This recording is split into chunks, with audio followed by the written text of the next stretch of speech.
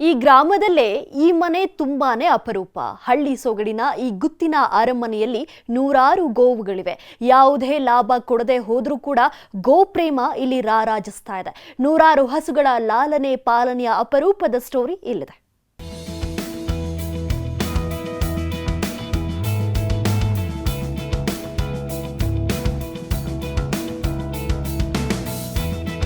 ಇದು ಉಡುಪಿ ಜಿಲ್ಲೆಯ ಹೆಬ್ರಿ ತಾಲೂಕಿನ ಅಜಿಕಾರು ಸಮೀಪ ಇರುವ ಪಡುಕುಡೂರು ಎಂಬ ಪುಟ್ಟ ಹಳ್ಳಿಯಲ್ಲಿರೋ ಗುತ್ತಿನ ಅರಮನೆ. ಈ ಗುತ್ತಿನ ಮನೆಯಲ್ಲಿವೆ ಬರೋಬ್ಬರಿ 150ಕ್ಕೂ ಅಧಿಕ ದೇಸಿ ಹಸು ಎಮ್ಮೆಗಳು.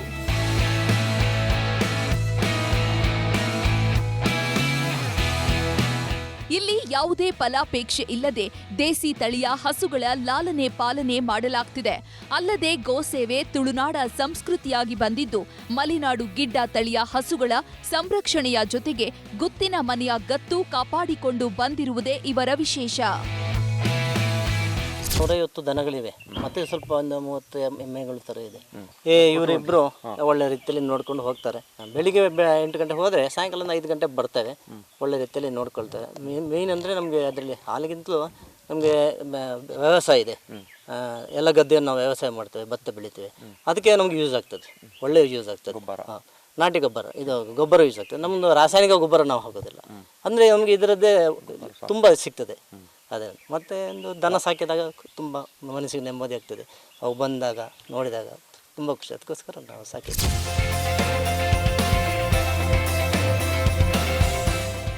ಇನ್ನು ಇಲ್ಲಿ ಯಾವುದೇ ದನಗಳನ್ನ ಕಟ್ಟಿ ಹಾಕೋದಿಲ್ವಂತೆ.